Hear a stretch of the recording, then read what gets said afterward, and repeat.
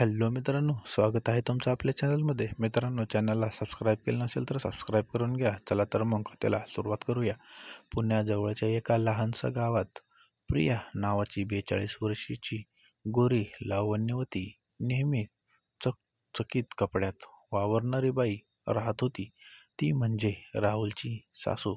राहुलचं लग्न प्रियाच्या मुली स्वातीसोबत झालं होतं, पण स्वाती लग्नानंतर काही महिन्यातच परदेशात जॉबला गेली.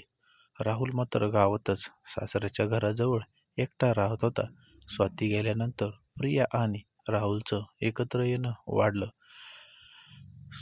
सुरुवातीला फक्त चहा, जेवण, गप्पा, पण हळूहळू एकमेकांच्या डोळ्यात काहीतरी वेगळंच चमकायला लागलं.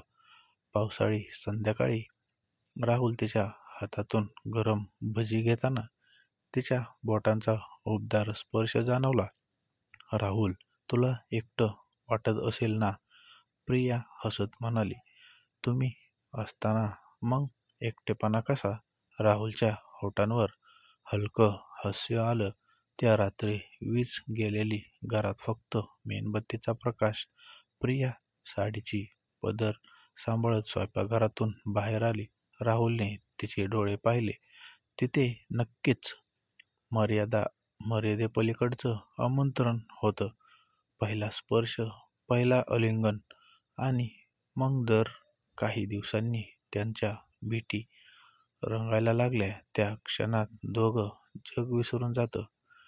पण गावातल्या एका तरुणाने, संदीपने, त्यांना एकत्र पाहिलं. संदीपला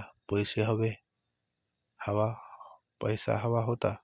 त्याने प्रियाला धमकावलं, तुमचं गुपित सगळ्यांना सांगेन, नाहीतर 5 लाख रुपये द्या. प्रिया घाबरली. तिनं राहुलला सांगितलं. दोघांनी ठरवलं, हे गुपित जिवंत ठेवायचं असेल तर संदीपला जिवंत ठेवण्याचं नाही. एका रात्री पावसात राहुलने संदीपला गावाबाहेर बोलावलं, बिअर पाजली आणि मग लोखंडी रॉडने वार करून त्याचा शेवट केला.